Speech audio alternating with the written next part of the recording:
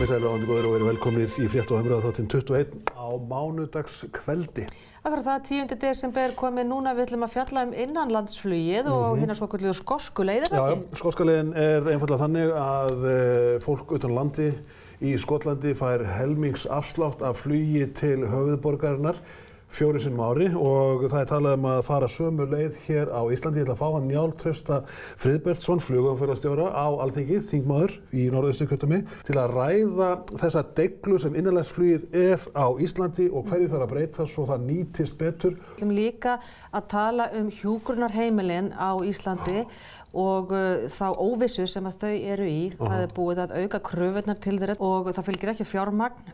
Það er allt í hnút á milli Sjúkratrygginga Íslands og Samband íslenskra sveitarfélaga og samtaka fyrirtækja í velferðarþjónustu. Og ég ætla að fá fulltrúa frá þessum tveimur aðilum. Það var rétt fyrir helgi sem að þau sendu frá sér yfirlýsingu og fyrirspurn til Sjúkratrygginga og sögðu: hvernig viljið þið forgangsraða því við getum ekki sinnt þessu öllu? Já, svo ætlum ég að fá hana Guðrúnu Bjarnadóttur, náttúrufræðing, til þess að setjast niður með mér. Hún var að senda frá sér þessa bók Grasnytjar á Íslandi, þjóðtrú og saga. Þetta er lítil bók með ofboðslega miklu efni og þarna erum við að fjalla það hvernig konur í gegnum aldirnar söfnuðu grasnytjum til allavega þarfa og hún mætir með skinn af mús, hundahland og annað eins sem býr til eitthvað besta smyrsl. En gott að við skulum aðeins kíkja áður en við förum í sjálfan þáttinn á fréttir dagsins. Já, sko það er þannig að stjórnskipunar- og eftirlitsnefnd Alþingis, þetta er nú hérna stórfrétt, hefur samþykkt beiðni Óla Björns Kárasonar, þingmanns Sjálfstæðisflokksins, að fundir nefndarinnar þar sem að ræða á ummæli þingmanna Miðflokksins meinta sendiherrastöðu fyrir Gunnar Hans Braga. Þessi fundir verði opnir þá sko fjölmiðlum og líka bara almenningi á meðan að plássleifur og þarna verða þær kallaðar til nefndina Bjarni Benediktsson, Sigmundur Davíð, Guðlaugur Þór og Gunnar Bragi og þetta er vegna ummæla meinta sendiherrastöðu fyrir Gunnar Braga. Óli Björn fær prikk. Já, og ég held að nefndin sé samhljóma í það minnsta þetta, að hafa þetta opið.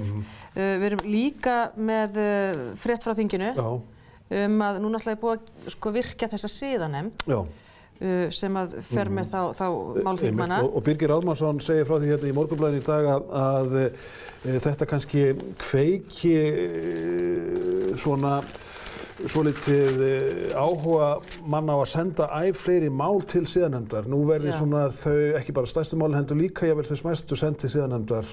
Já, og hann sko það er reyndar haft eftir honum sko það verið að tala mál Ágústs Ólafs Ágústssonar, þingmanns Samfylkingarinnar sem er farin 2 mánaða leyfi, að hann óttast að málum verði vísað til siðanefndar í auknum mæli.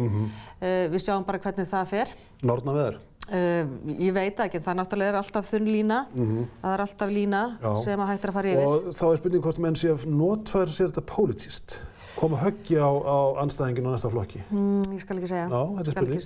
Svo líka spurning sem margir hafa velt fyrir sér, er eðlilegt að formaður siðanefndar Alþingis sé pólitískur fyrrverandi þingmaður og ráðherra, Ásta Ragnheiður Jóhannesdóttir, svo mætamanneskja sem ég get ekkert illt sagt en á þetta að vera fyrrverandi stjórnmálamaður sem var í ákveðnum flokki, vann með ákveðnu fólki gegn öðru sem á að leiða þessa siðanefnd? Já, það er nefnilega spurning. Þau eru 3 þarna í einu, Salvar Nordal og svo er þarna líka lögfræði lektor úr Háskóla Íslands. Já, þetta er nú kannski spurning sem bara áttur að koma upp. En við skulum fara í það sem er fyrst hér á dagskrá í þættinum okkar 21 og það er innanlandsflugið. Sigmundur Ernir. Við eigum að heita heldur fá í þessu stóra landi og fyrir vikið eru samgöngur mikilvægar milli landshluta jafnt að sumri sem vetri. Vegirnir okkar eru ekkert endilega með þeim bestu í heiminum, þröngir margir hverjir og holóttir eins og fólk þekkir, hálir á vetrum og á sumri til eru kannski erlendi ferðamenn sem hafa stöðvað bifreið sína á miðri brú á þeim leiðum sem við þekkjum hvað mest og best. En innanlandsflugið er fyrir vikið mjög mikilvægt, ekki síst hávetur þegar fólk er að sækja heilbrigðisþjónustu utan landi til Reykjavíkur, höfuðborgarinnar sjálfur, eða fara í menningarreisu að skoða sig í listasöfnum og í leikhúsunum. En skilningur fólks á mikilvægi almenningssamgangna ekkert endilega skýr. Hjá mér sestur Njáll Trausti Friðbertsson, flugumferðarstjórinn á þingi, ef svo má segja, úr Norðausturkjördæmi og þú ert formaður starfshóps sem var að skila skýrslu á dögunum svona uppbyggingu innanlandsflugs sem almenningssamgangna á Íslandi og við ætlum aðeins að bera okkur saman við önnur lönd hér á landi. Það einu sinni svo að þetta óhemju dýr ferðamáti, segjum bara 4 manna fjölskylda sem á Egilsstöðum og ætlar að skella sér til Reykjavíkur. Þetta 106.000 kall, ódýrasti pakkinn. Þannig að verðið tekur hraustlega í. Heldurðu áður en við komum að niðurstöðu skýrslunnar og þeim leiðum sem aðra þjóðir fara í þessum efnum, svo sem Norðmenn og Skotar, nágrannar þjóðir okkar, hefur svona almenningur, til dæmis hér Suðvesturlands, ekki góðan skilning á því hvað innanlandsflugið mikilvægt? Ég held að sé mjög skipt með þekkinguna hérna á höfuðborgarsvæðinu varðandi innanlandsflugið.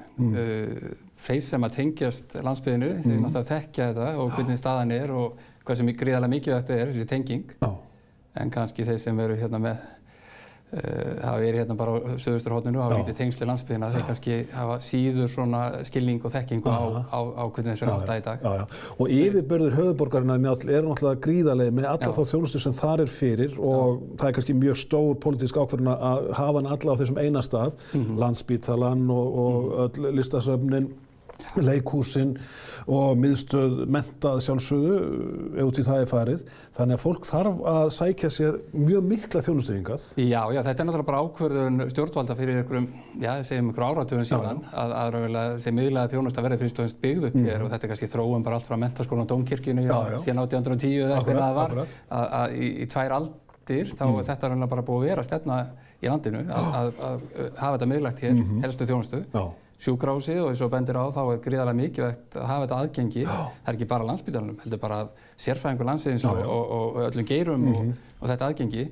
Og þetta hefur verið mjög hamlandi eins og þetta hefur verið. Og hérna bara við búum við það eins og bendir á kannski. Þetta eru ódýrt dæmi eins og þetta segja hérna með 4 manna fjölskyldu á Austurlandi í flugi. Þetta er ódýrasta sem fannst og mögulega en þannig að það vantar þetta aðgengi, að bæta aðgengi fólks sem býr fjærst borginni, að borginni til að komast að þeirri þjónustu. Það náttúrulega bent á að það renna 2 krónur til Reykjavíkur og 1 fer tilbaka. Að landsbyggðin það fer mun meira til borgarinn heldur en frá henni út af landsbyggðina. Og svo ef við hugsaum þetta kannski í stóra samhenginu að fyrir kannski betra meira ofan í skýrsluna að viljum við enda bara sem fullkominn borgríki. Hvernig ætlum við að sjá þetta til lengri framtíðar og í dag þetta væntanlega 75–80% þjóðarinnar sem býr hérna í klukkutíma keyrslu frá höfuðborgin tali og síðan býr hérna í kring, ef við oft tala Hvítá í því samhengi. Þar fyrir utan búa 50–60.000 Íslendingar. En þetta getur verið mjög ósanngjarnt ef út í það farið. Fólk sem þarf á stöðugri þjónustu heilbrigðiskerfisins þarf á henni að halda, að kannski að fara 4 sinnum á ári, segjum bara í nýrnaþjónustu, svo við tökum bara einfalt dæmi, að þá kostar þetta 100.000 á ári. Gleymdist þetta andlag. Frumlagið jú að höfuðborgin hér til staðar með alla sína þjónustu, en gleymdist andlagið að koma til móts við fólk sem þarf á þessari þjónustu að halda hringinn í kringum landið. Já, ég hugsa að það nú gleymst einhver leiti og kannski bæði aðgengi að borginni og þá mögulega líka jafnvel að koma einhver leiti þjónustu út á land og allt það Þannig að við viljum reyna að bæta úr þessu og þetta það þannig að samfélagin verða alltaf sérhæðari. Sérfræðingarnir okkar eru sérhæðari með sína greinlega eins og læknisfræðinni. Þannig að það bara þannig staðan, það bara svona algeng sérfræðingar eins og augnlækningar. Augnlæknar, akureyringar, þeir eru að koma hérna í stórum hópum hérna suður til að komast til augnlæknis. Þannig að þetta á öllum sviðum og það nú svo kannski besta staðan þó á Akureyri í þessum málum. Og staðreyndin svo að flugið náttúrulega ekki nema kannski 35 mínútur frá Akureyri og eitthvað aðeins lengra frá Egilsstöðum og svo náttúrulega Ísafjörðurinn í myndinni, Hornafjörður og þetta enga smá vegalengdir, bara hefðbundin leið frá Héraði til Reykjavíkur hávetur kannski 9 tímar í bíl. Þannig að það sjá allir hvað það freistandi að fara með fluginu. En þessi skýrsla starfshópsins þú leitir skipaður af Jóni Gunnarsinni á sínu tíma sem þáverandi samgönguráðherra, nú komin nýr í þann stól, Sigurður Ingi Jóhannsson. Helstu niðurstöður hennar eru að það á kannski að horfa á innanlandsflug sem almenningssamgöngur. Já, og við erum búin að vera að vinna í þessu verkefni núna starfshóp í þetta að vera 1,5 ár. Þetta er á langur ferill og Jón Gunnarsson skipaði okkur í hann upprunlega. Það eru smá breytingar á leiðinni en núna þegar við skilum af okkur þá ég í hópnum og Ingveldur Sæmundsdóttir aðstoðarmaður samgönguráðherra og síðan Jóna Árný Þórðardóttir frá framkvæmdastjóra Austurprófar. Og það er rétt að taka fram að hún ætlaði að vera með okkur í dag en er sjálfsögðu veðurteiktur á Egilsstöðum. Já, það ekki alveg hægt að treysta á það. Það er kannski dæmigert með umræðinni. Já, nákvæmlega. Og niðurstaðan er raunverulega svo að fara að nálgast þetta út frá þessari skosku leið og Skotarnir byrjuðu með þessa leið 2005-06 og þar niðurgreiða þeir sem sagt innanlandsflugið fyrir fólk sem býr fjast svona þjónustum kjörnum Skotlands, Highlands and Islands, Hálöndin og hérna þar í kring. Og hérna byrjuðu með þetta þarna fyrir einhverjum 12-13 árum og þetta gengi gríðarlega vel og þykir gríðarlega vel heppnað. Og hefur alltaf verið tekið mjög vel pólitískt. Fullan skilning á þessu. Það eru unnið til 2 leiðir, norska leiðin er líka nefnd oft í sögunni, hún er flóknari heldur en skoska leiðin. Skoska leiðin er eiginlega sú leið sem menn horfa hvað frekar til. Já, og svo menn gera þetta vítt og breytt Evrópu. Svipaða hluti Þýsku eyjarnar, Portúgal, Króatíu og hér og þar maður heyra dæmi af svipuð hugmyndafræði. Og allt snýst þetta bara að styrkja byggðirnar og jafna aðgengi að þjónustu, þessari miðlægu þjónustu sem að þú eins og komst inn á sem þetta er í byrjun viðtalsins, ég meina leikhúsin, heilbrigðisþjónustan, menntakerfið og allt þetta, öll stjórnsýslan og allt þetta, þannig að þetta snýst þetta. Þannig að menn í rauninni viðurkenna í þessu löndum að það kostar sitt að hafa þessa miðlægu þjónustu á einum stað. Já, auðvitað er hagræði síðan fyrir ríkisreksturinn, klárlega. Og hérna, ég segi það bara alveg opinskátt að þetta er með ódýrari byggðaaðgerðum, þessi skoska leið. Ef við hugsa þetta heildstætt og hvað þetta gerir fyrir samfélagin og hvað kostirnir og síðan til að styrkja byggðina.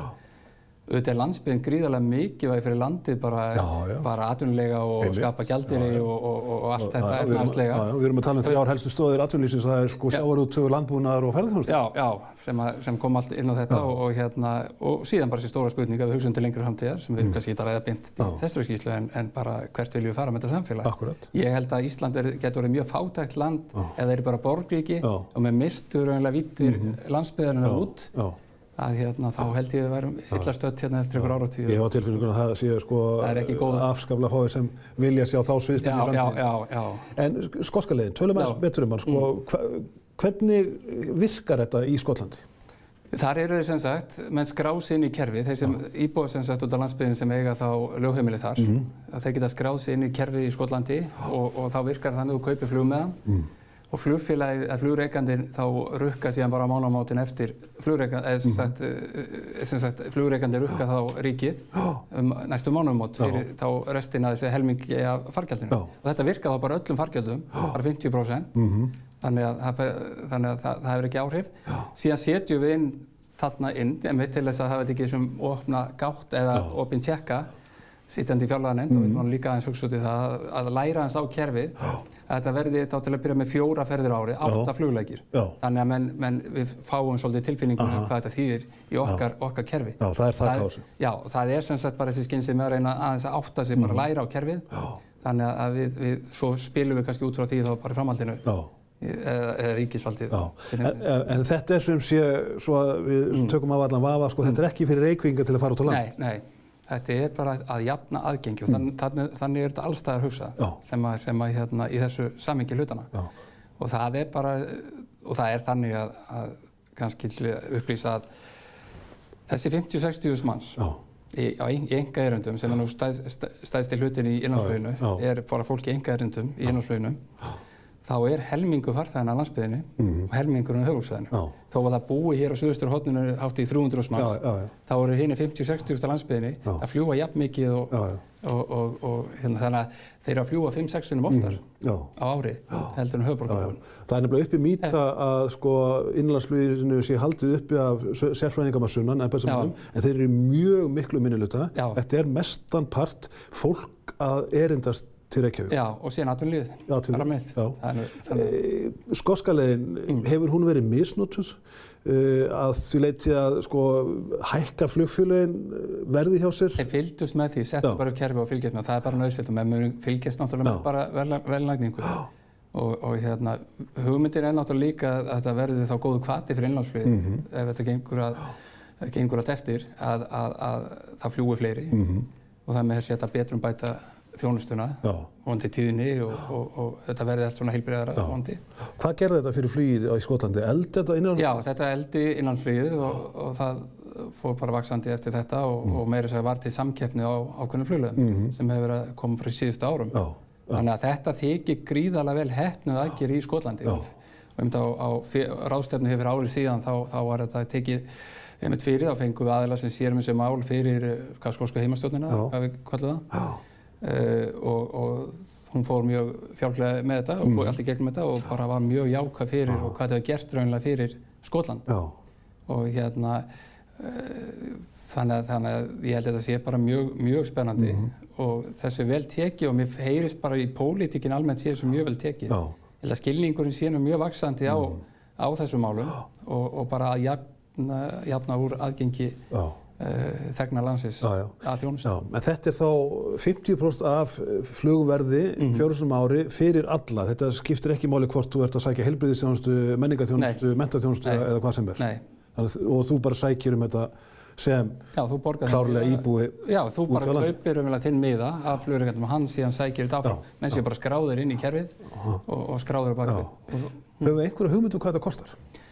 Sko, það sem að landshlutasamtökin gerðu, það unnu töluvert í þessu máli og þar voru með útreikningar svona, þeir reiknuðu með 700-800 milljónum ári og það sé svona útgangstalan sem er verið að hugsa í því það sem menn eru svona að reikna með. Þannig við höfum annars vegar hærra því að hafa miðlæga þjónustu á einu stað og hins vegar kostnaði við hann sem eru þessar 700-800 milljónir fyrir fólk að sækja í þessa miðlægu þjónustu. Þessu hefur verið vel tekið eins og segir og flokksbróðurinn Bjarni Benediktsson, hann einfaldlega fagnar þessu og hann jú fjármálaráðherra. Já, og fjármálaflokksins og bara það mjög ánægjulegt að sjá viðbrögð hans núna við þessum tillögum. Áttu vonaði þetta verði að veruleika fljótt og vel? Ég á það og þetta náttúrulega bara skrifað inn í ríkisstjórnarsáttmálann þannig að efla almenningssamgöngur og þessar hluti. Þetta talar algjörlega inn í ríkisstjórnarsáttmálann að svo mörgu leyti. Við samþykktum á þingi byggðaáætlun, stefnumótandi byggðaáætlun í júní, þar sem að þetta einn af 52 áherslupunktum eða hvað það var sem að snýra þessu. Og það samþykkti nú þingið með, held ég, yfirgnæfandi meirihluta. Einhverja tímavörður framöndan? Í þessu? Já, hvernig þetta... Menn hafið þá næsta ár og það sem að menn eru þá stefnað að setja þetta á 2020 og þetta þarf þá að fara inn í fjármálaáætlunina í vor og þá fjárlögin í haust. Það er svona ramminn inn í lögum opið fjármál. Og þetta er raunlega leiðin sem er gegnum þetta. Þetta eru gríðarlega breytingar og framfæri fyrir fjöldan allan af fólki.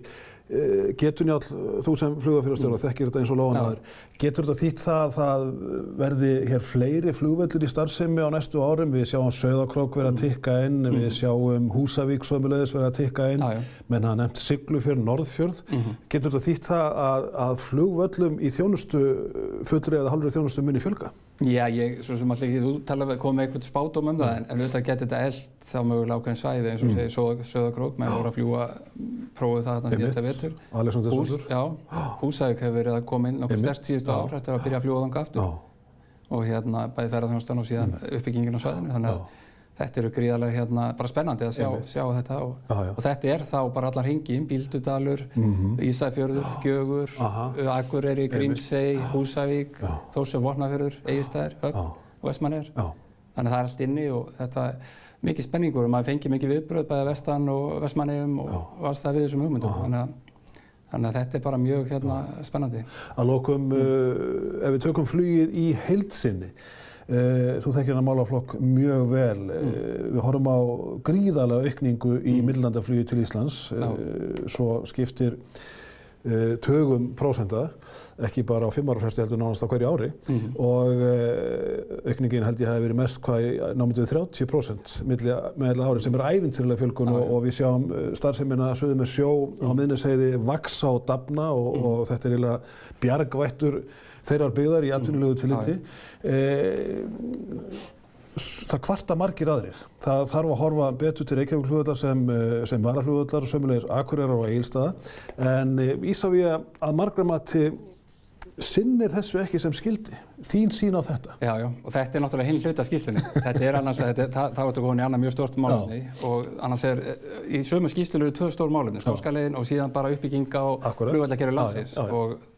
Og það sem að þá klárlega kemur í ljós í þessari vinnu að þessi gríðarlega aukning og það ekki að segja annað en Isavia staðið sig gríðarlega vel í Keflavík að bara eiga við þessa bylgju, flóðbylgju sem nánast óvinnandi vegur. Alveg, bara hefur allar nokkur staði gerst en að sama tíma þessi gríðarlega aukning og það kemur fram í skýrslunum að við erum að vinna með það að flugfloti landsmanna til og frá landinu 2010 og þetta 16 vélar til og frá landinu, 4 Icelandair, 12 frá Icelandair.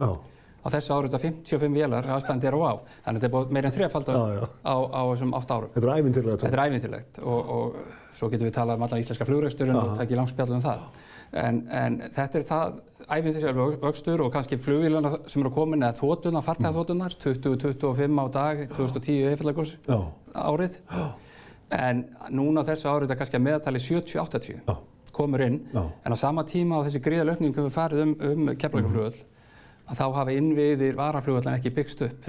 Og það er það sem að kemur síðan nú sterkt fram í umsögnum Icelandair, WOW Air, öryggisnefnd Félag íslenskra atvinnuflugmanna núna við samgönguáætlunina að menn koma þarna með mjög áhugaverðar umsagnir og þar á meðal eins og í Icelandair umsögnin tala menn að helsta ógn við millilandaflug til og frá Íslandi eru vanbúnir varaflug. Akkúrat. Þannig að þetta hefur mann ekki séð áður held í umsögnum. Og við erum að tala allt og holóttan Reykjavíkurflugvöll, svo dæmis ekki, við erum að tala Akureyrarflugvöll sem undanþága hvað flughlað snertir, við erum að tala Egilsstaðaflugvöll sem held ég líka undanþága vegna þess að olíubirgðastöðin eru nálægt flugbrautinni, svo dæmis tekið. Já, og Malbyggi er náttúrulega komið alveg á síðasta. Og Malbyggi er komið á síðasta sens, þannig að við höfum vanrækt þessa velli og fólk held ég gerir sig ekki grein fyrir því hvað varaflugvöllur eru ofboðslega mikilvægt. Nei, þetta er raunlega grundvallaratriði í öllu flugi. Þegar maður fljúga þá erum við alltaf með skráður í flugplönu varaflug og þú bara verður að treysta út frá veðri og öðru þáttum á sétt alltaf með örugga varafluginu. Þess vegna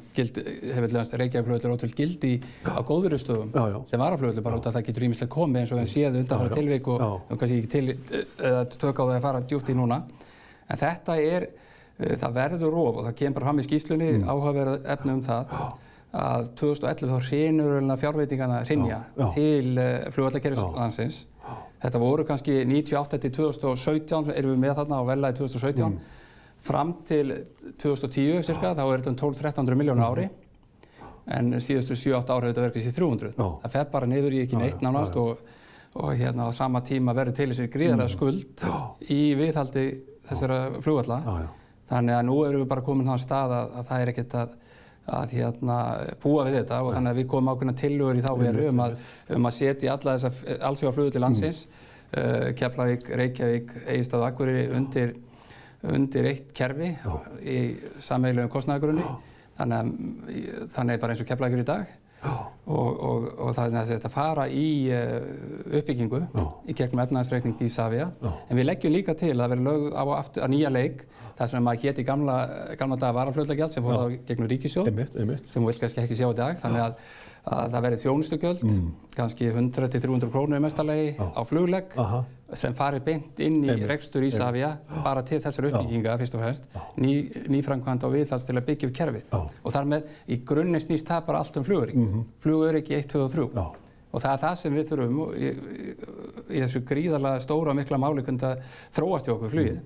Að þá verðum við bara núna að grípa inn í og þetta er ákveðin svona breyting, þetta er tölulega svona kerfisbreyting, það sem er að leggja til.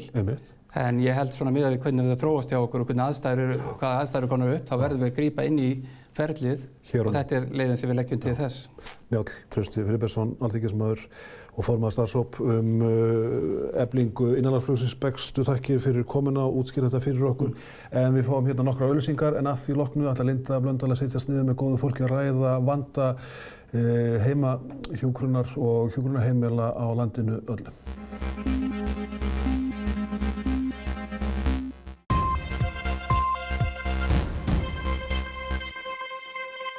Og næsta þessu, það eru hjúkrunarheimili landsins.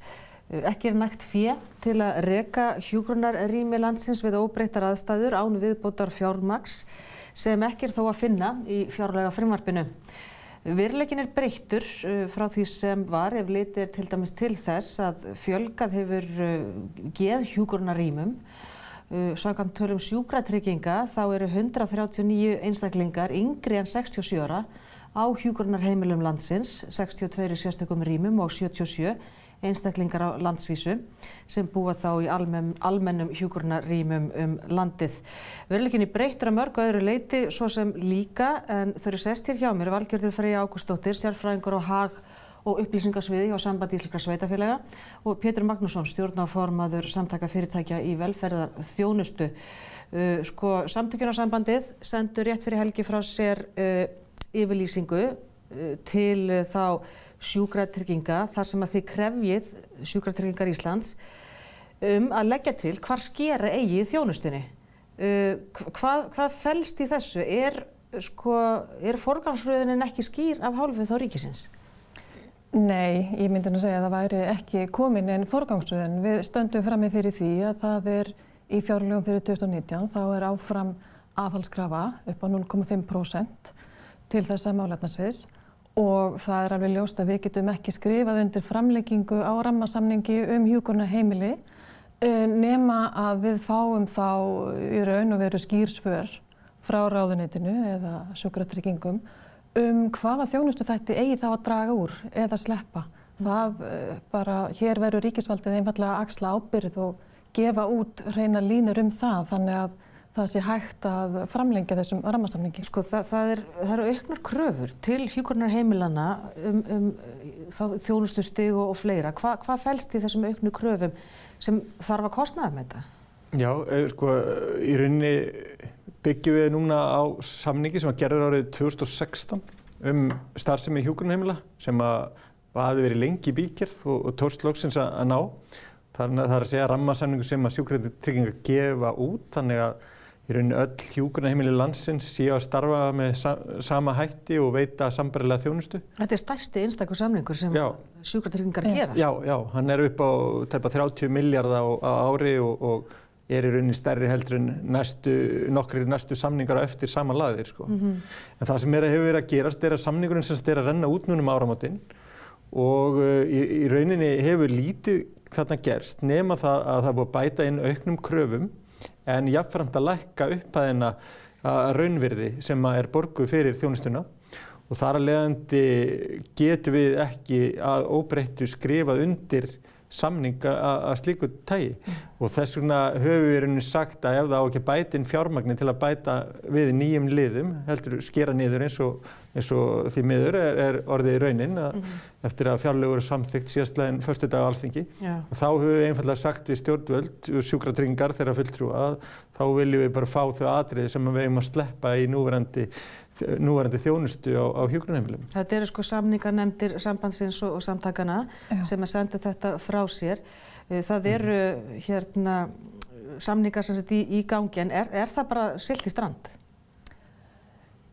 Já, ég held að því miður þá eru þessar samningaviðræður í ákveðnu uppnámi. Við höfum óskað eftir samtali við ráðherra þetta og við nú reyndar fengið afsvar á grundvelli þess að það sé ennþá samningaviðræður í gangi. En það nú kannski dálítið djúpt í árinni tekið að tala það því að í raun og veru erum við að bíða eftir því og höfum kallað eftir því frá Sjúkratryggingum Íslands að það verði komið þá lína frá þeim hvaða kröfum eigi og megi falla frá í kröfulýsingunni í þeim samningi sem þá enn í gildi. En hvaða auknu kröfur eru þetta? Það snúa persónuvernd hef ég lesið? Já, Ég myndi segja svona Hvað felst í þessu? Þyngsta vegur að það komi inn krafa persónuvernd og persónuverndarfulltrúa sem töluverður kostnaður og svo sem bara komin í fyrirtæki í samfélaginu almennt. Er það þá bara ný staða? Já. Það ný staða. Það komu ný lög núna í sumar persónuvernd og úrvinnslu persónuupplýsinga. Þetta var ekki kostnaðarmetið. Við köllum eftir þessu á síðasta ári að þetta kostnaðarmetið og yrði fært inn í rammasamninginn. Það tekið tillit til slíkra kostnaðarþátta, aukinna kostnaðarþátta. Það ekki verið gert. Og ég geti kannski minnst á að sambandið við framkvæmdum, við létum gera ákveðið kostnaðarmat á þessu og nú kannski ekki alveg sama stærðargráða en engu að síður við gátum metið það sem svo að það væri ákveðin innleiðingarkostnaður upp á kannski 800 milljarða og það væri þá árlegur kostnaður upp á kannski 400 milljarða sem þá kannski fyrst og fremst rekstrakostnaður vegna persónuverndarfulltrúa, einnig vegna hugbúnaðar, því þetta krefst ákveðins hugbúnaðar líka. Hvað þetta sem þarf að gera með persónuverndarfulltrúa? Það þarf að vanda bara miklu betur til verka varðandi alla vinnslu og meðferð á persónuupplýsingum og sérstaklega viðkvæmum persónuupplýsingum og það þannig að á hjúkrunarheimilum náttúrulega ekkert nema viðkvæmar persónuupplýsingar. Þetta viðkvæmur hópur. Eitthvað fleira sem krafist af ykkur sem að koma til viðbótar? Það sem bæst við til dæmis í jafnlaunavottun sem ákveðin vinna sem að hjúkrunarheimili þurfa að fara í gegnum. Samkvæmt lögum bara nú? Já. Samkvæmt lögum. En þau eru sett? En ekki gert ráð fyrir þau séu þá fjármagnu? Nei. Það ekki kostnaðarmetið. Þau þurfa að innleiða ákveðið svona jafnlaunastefnu til þess að fá þessa jafnlaunavottun. Og borga þá einhvern veginn bara fyrir það? Já, það nefnilega því miður þannig að hjúkrunarheimila. Já, þannig að og á sama tíma fyrir árið 2018 var skorið niður raunframlag til rekstrar og jafnframt hefur það verið samþykkt núna fyrir árið 2019. Þannig að í rauninni í þessu umhverfi erum við ekki að skrifa undir samning sem við vitum fyrirfram að mun lakari heldur en var gerður árið 2016 og það rauninni það sem að kannski þetta mál snýst og í staðinn höfum við sagt ok, ef við eigum að uppfylla þetta sem þeir eru að biðja okkur aukalega frá síðasta samning þá verðum við að skera eitthvað annað niður í staðinn og það væntanlega einhver þjónusta eða eitthvað en biðjum bara eftir leiðbeiningum frá stjórnvöldum það. Af því þið eruð í raun og veru þá að kalla á stjórnvöld hafi einhverja skýra stefnu í þessum málaflokki og komið þá með tillöguna sjálft. Já, í þessum samningi þá náttúrulega hlýtur að vera alveg skýr krafa að ríkisvaldi gefi út hvaða þætti það eru sem það telur að megi fórna til þess að það sé hægt til þess að fjármagnið í raun og veru kosti þessa kröfulýsingu. Þið ætla ekki að koma með það Nei, sko, við erum okkar sýn á þessi máli einfaldlega svo að við viljum bara hafa ákveð gegnsæi að sjálfsagt að ríkið sem þjónustu kaupandi þessu tilliti að það komið með hvaða þætti á að uppfylla og höfum kallað eftir svokallum kröfulýsingum fyrir hjúkrunarheimilið sem eru samræmdar reglur og leiðbeiningar hvaða þjónustu veitt á hjúkrunarheimilum þannig að allir aðilar sem koma að málinu sé bara með það á hreinu svona uppskriftabók bara og það sem betur fyrir komið í gagnið eða kemur í gagnið þarna 2016 með þessum samningi og það sem síðan hægt að gera þá þegar það liggur fyrir að kostnaðargreina það með gegnsæjum hætti hvað kostar að gera þetta sem við verið að biðja okkur En skil ég ykkur rétt, það það sem vantar að kostnaðurinn ekki greindur? Já, við höfum nú alveg rekið okkur það bæði í þessari samningagerð og áður en að 2016 samningurinn var undirritaður og ekki síst við höfum verið í samningaviðræðum vegna dagdvalar aldraðra að það alveg klárt vandamál að það liggur ekki kostnaðarmat til grundvallar þessari samningaviðræðum. Það eitthvað sem að nú kemur Ríkisendurskoðun sendi frá sér stjórnsýsluúttekt í byrjun ársins? Já. Kom þar fram eitthvað í þá veru að þessi kostnaðargreining væri, hvað maður að segja, mjög ábótavant? Já, það koma ýmsar ábendingar fram. Eitt til dæmis að það eru óljós skil á ábyrgð og hlutverki milli ráðuneytisins og Sjúkratrygginga Íslands, það eitt. Og önnur ábending einmitt þessi að þau virðast ekki hafa bolmagn og það bara nefnt að það þurfi að efla greiningasviði þannig að þau geti kostnaðarmetið og það kemur held ég fram sko í frétt Ríkisendurskoðunar að það þurfi að gera dálítið skurk í því að það séu gerðar ítarlegar kostnaðargreiningar á þeirri heilbrigðisþjónustu sem að ríkið ætla sér að kaupa.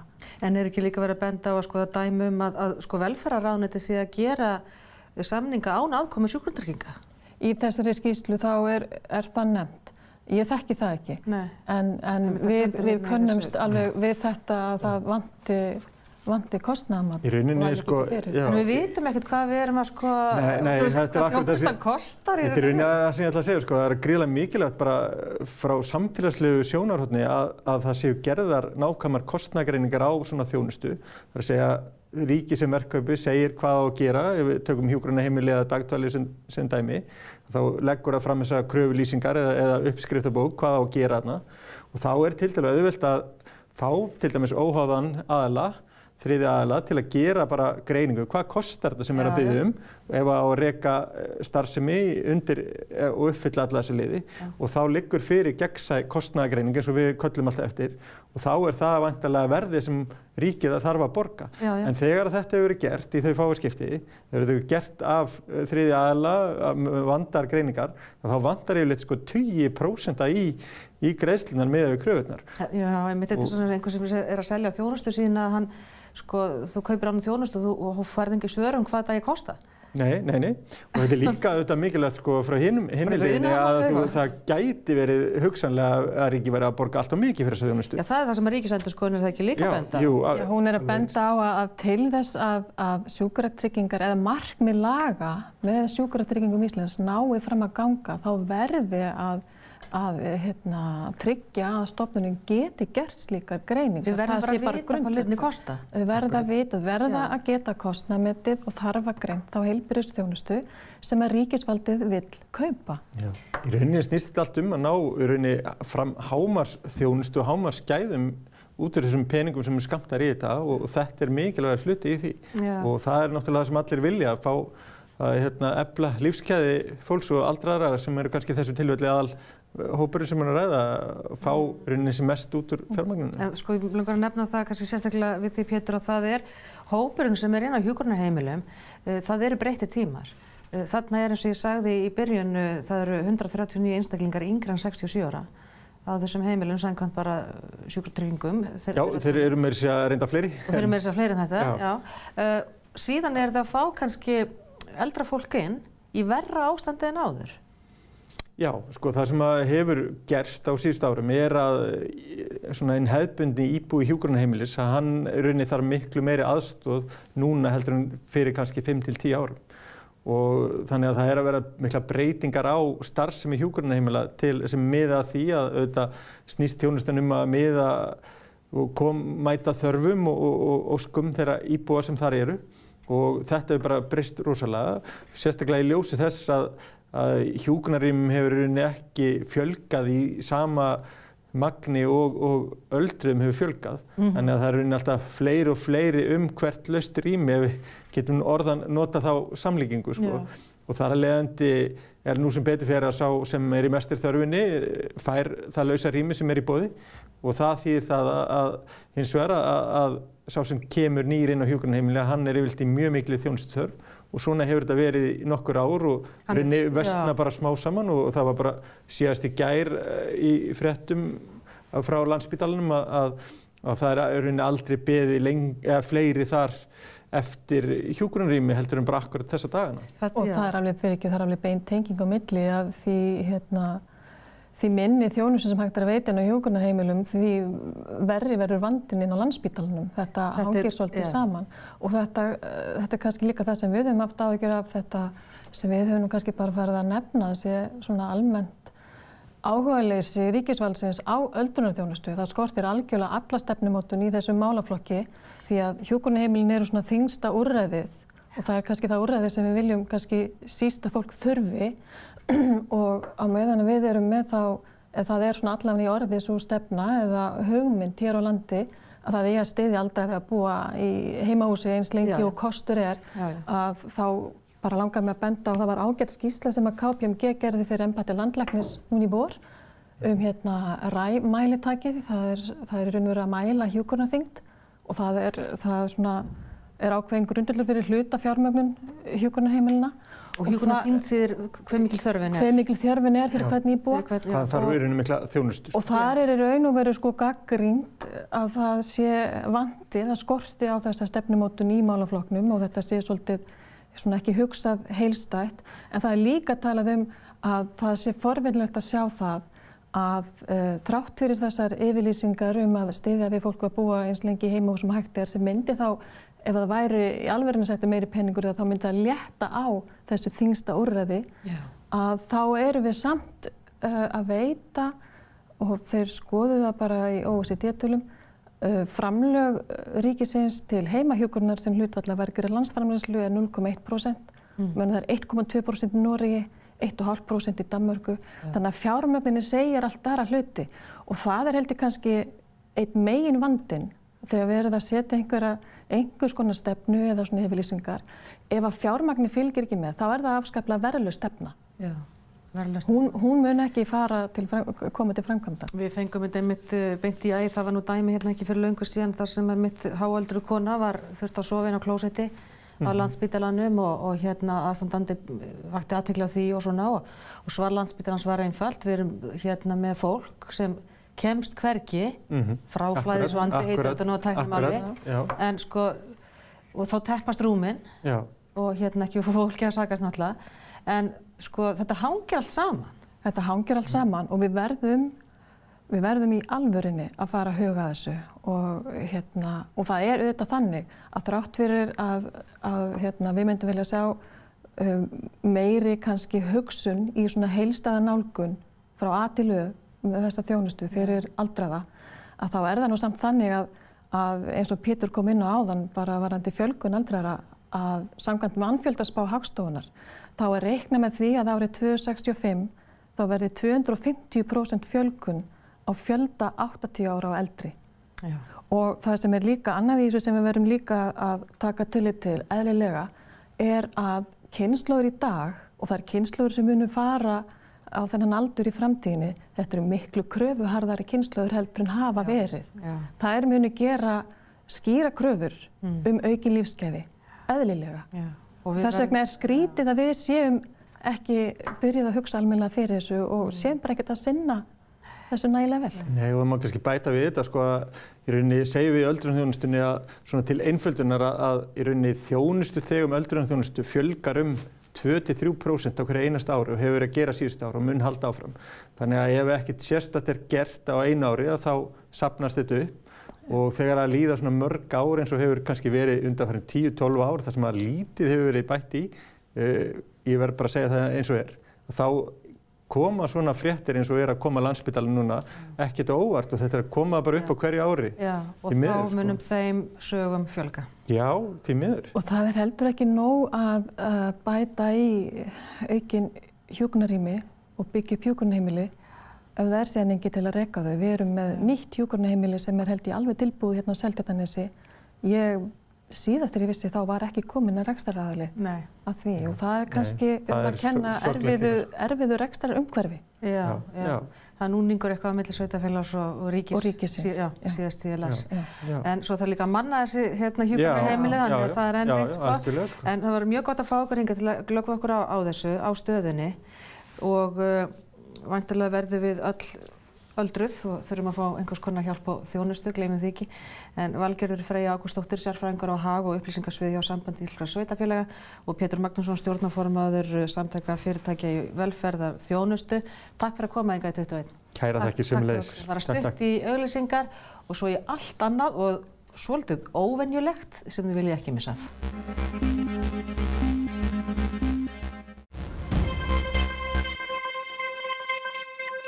Ég kom inn hérna með litla bók í hendurnar sem dásamlega efnisrík grasnytjar á Íslandi, þjóðtrú og saga og fyrir fram að mig höfundur bókarinnar Guðrún Bjarnadóttir, náttúrufræðingur frá Hvanneyri í Borgarfirði. Velkomin. Jóhann Óli Hilmarsson tekur ljósmyndirnar í þessari bók sem yfirfull af efni. Þarna er þetta að segja hvernig við getum notað jurtirnar í náttúru Íslands til alls konar erinda. Já, og hvernig við notuðum jurtirnar í gamla dag. Það er eiginlega lykillinn og sjálfsögðu getum við notað þær eins í dag. Já, og hvað rak þið til að tína þetta saman? Sko, fyrir svona 25 árum síðan þá var ég landvörður í Mývatnssveit og ég fekk það hlutverk að fara í grasagöngur með gesti og ég sló svolítið mig með latneskum heitum og einhverju svona og ég náttúrulega bara drap fólk og leiðindum og ég áttaði mig á því fljótlega að fólk svona tengdi betur ef ég segði einhverja skemmtilegar sögur. Eins og í þessari bók, heldur betur. Og þarna dreg ég fram þjóðtrúna og ýmsa galdra og svona og ég veit að nemendum mínum við Landbúnaðarháskólann í plöntugreiningar námskeiðunum, þau hafa alltaf gaman af að heyra með blóðbergið. Það getur læknað sem sagt áfengissýki. Nú? Að sterkt seyði drukki nokkrum sinnum á dag læknar áfengissýki. En svo ef maður klúðrar því bara gersamlega, þá drekkur maður sama seyði við timbumönnunum. Ef maður bara dettur í það föstudeginu, þá bara virkar sama seyðið aftur. En þetta hefur fylgt okkur allt frá landnámi og raunar fyrir þann tíma vegna sem við fluttum þetta inn til landsins. Já, sko ég skrifaði ritgerð hvernig við nýttum gróðurinn í gamla daga og ég bar það saman við Noreg og nágrannalönd til að vita hvort það verið þekking sem við tókum með okkur. Og eitthvað af þessari þekkingu tókum við með okkur. Og konundar koma svo mikið frá Bretlandseyjum, þannig að væntanlega þekkingin komið meira þaðan. En það var auðveldara að rannsaka Noreg, þannig ég stílaði svolítið inn á það og svolítið af þekkingunni tókum við með okkur, sumt fundum við upp á nýjum stað, en munurinn náttúrulega bara fjöldi tegunda. Já, það skiptið 1000 líka við. Já, sko í Noregi þá erum við með 1300, Bretlandseyjum 5-6.000 og hérna á Íslandi svona í kringum 500. Og þannig að við höfðum ýmsa möguleika að nota náttúruna eins, en Norðmenn hafa einhvern veginn alltaf eitthvað sem stærra og betra. Já, en íslensku konurnar til forna, voru þær að tína þetta til alls konar nota?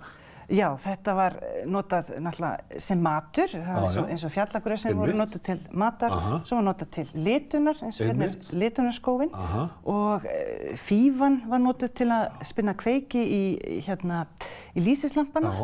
Og melgresisræturnar voru teknar til ýmissa nota. Það voru búnar til þvögur úr þeim og reyðingar og meira segja svona grannur saumþráður til að sauma saman eins og sjóklæði. Já, og þessi þekking lifir konu fram á konu? Konu fram á konu. Og það er mjög lítið skrifað þetta sjálfsögðu. Það voru konur, börn og gamalmenni sem stunduðu þessa söfnun.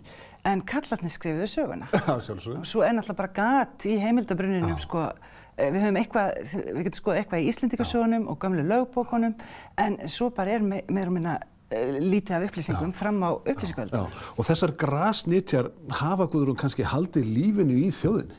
Já, og sérstaklega eins og fjallagrösin okkar. Þau voru svo gríðarlega mikilvæg. Við notum þau ekki mikið í Noregi nema kannski sem nauðþurftarmatur eða fyrir sjúka. Við kallam grísmosa þar, gefa grísunum þetta. En við gátum ræktað korn við landnám og fengið orku þaðan, en svo kólnaði, við gátum það ekki lengur. Og þá fórum við að nota söl úr fjörunni og fjallagrös. Því fjallagrös hafa kolvetni, þau hafa steinefni, prótein og eru sýkladrepandi, þannig eru góð fyrir sjúka.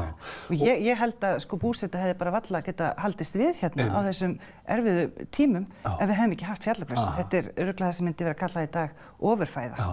En var þetta notað mikið? Það eru svona í skólanum lærði maður ekki mikið þetta. Þetta var svona hulinn heimur, en maður hélt að við höfum bara lifað á fiski og lambi. En var þetta notað mikið? Já, náttúrulega fjallagrösin eins og ég segi, og svo alls konar blaðmiklar plöntur voru teknar og gerður úr þeim. Kálsaup. Og svo var náttúrulega gert te og við gátum ekkert farið út í búð, við þurftum að fá okkar næringu úr náttúrunni. Og svo voru það smyslin, hér ertu með einhverja ólíkinda blöndu. Já, þetta er sárasmyslur úr vallhumli. Og þetta er náttúrulega spurning með nytjarnar, sumt tengist kannski útliti plöntunar, okkur það ætti að virka og svo einhverju hindurvitni. Þetta er vallhumall. Þetta er vallhumall og menn alltaf vissi ekki okkur hlutinni virkuðu. Vallhumall er reyndar einu af okkar bestu lækningajurtum og hefur verið rannsökuð sem slík. En hérna höfum við vallhumall, við höfum mold úr kirkjugarði, vígðamold. Það er ekkert annað. Svo höfum við pipar og hvolpahland. Og hér hef ég líka mús, það átti að vera músaskinn, brennt músaskinn reyndar. Þetta er vallhumall, vígðmold, pipar, hvolpahland og músaskinn. Skinn, já, brennt. Og átti maður að blanda þessu saman? Maður átti að þvo sárið upp úr hvolpahandinu og það getur alveg staðist að það sé gott því að það getur verið sótthreinsandi. Og svo átti að mylja saman vallhumalinn, brenda músaskinnið, blanda saman piparnum og moldinni og setja þetta síðan ofan í sárið. Og spurningin er hvort þetta virki. Jú, sýkladrepandi, vallhumallinn hefur græðandi áhrif. mold úr kirkjugarði, hún náttúrulega vígð, þannig að þarna kemur kristna trúin inn í þetta og svo það grasafræðin og svo það galdrarnir. Þetta eru þessi 3 svona atriði sem menn trúða á og ef þú blandar þessu allir saman, það hlýtur eitthvað gott að gerast. En sko þjóðtrúin ofboðslega ríkuleg í þessu heila mengi. Já, af því að menn vissi ekki af hverju hlutinni virkuðu, þá fóru þeir að búa til sögur, þeir þurftu að útskýra það og menn bara kunni ekki á efnafræðina. Og galdrarnir komu svo í þokkabót. Menn heldur sko þær konur sem bjugguðu hvað mestri þekkingu með alls konar efni og grös sem kannski enginn vissi nöfnin á, væru bara beinlínis göldróttar. Já. Og sko ég hefði örugglega verið brennd á báli. Ég svolítið mikið að kokka í allavega jurtalitunni og ég rauðhærð. En ég hugsa að ansi margar klárar konur og góðar uppskriftabækur hafi farið á bálið á miðöldum. Voru menn hræddir við þessa þekkingu? Þeir voru það, já. Og sko því menn vissu aldrei hvað var í gangi, þá eins og með lyfjagrasið, það hefur í sér svona ensím sem eru notuð til að hleypa mjólk til skyrgerðar. En ef að kýr voru að borða þetta út í haga, þá hljóp mjólkin og allt var til vandræða og þá var náttúrulega göldrum kennt þá þurfti að kenna einhverjum nágranna Og konan sem safnaði þessu var náttúrulega nærtækust á bálið. En sko, höfum við einhverju leyti Guðrún fjarlægst náttúruna, þetta fyrir fótum okkar og hefur verið árþúsundir. Við erum farin svolítið í skyndilegstundar í mat, en erum við ekki aðeins að koma tilbaka? Við erum að koma tilbaka sem betur fer. En sko ég veit það bara með mig í minni æsku, ég var komin svolítið langt í burtu frá náttúrunni, var ekki sveit sem krakki og svoleiðis og mínir nemendur hjá Landbúnaðarháskólanum, þeir hræðast svolítið grasafræðina, svolítið mikið af plöntum og þeir eru komnir úr tengslum. Þeirra grasafræði, þeir sjá hana kannski bara í matvörudeildinni í grænmetisdeildum matvöruverslana. En sem betur fer svo mikil áhugi komin aftur á að nýta náttúruna. Og bara skoða hana og virða hana og það nú það sem þessi bók gengur út á. Það að fá fólk til að kíkja niður fyrir tærnar á sér, líti kringu sig og bara opna augun fyrir náttúrunni og það allt til að nýta hana en við gerum það varlega og af virðingu. Ég ætlaði að kíkja aðeins í bókina eitt kvöldið og hélt áfram og áfram vegna þess að ég gæti ekki hætt vegna þess að þetta svo stútfullt af fróðleik og það virðist þetta að nota allt með þess að njólan. Já, njólinn, blessaður.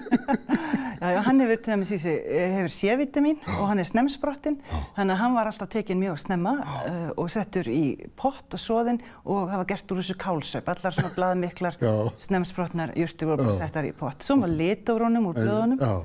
Þannig að það að nota þetta allt á alla vegu. Já, meira og minna, flest allar jurtir á Íslandi hafa einhvern lækningamátt og einhvern tilgang, en geldingahnappurinn hefur engan lækningamátt, máttlega sé.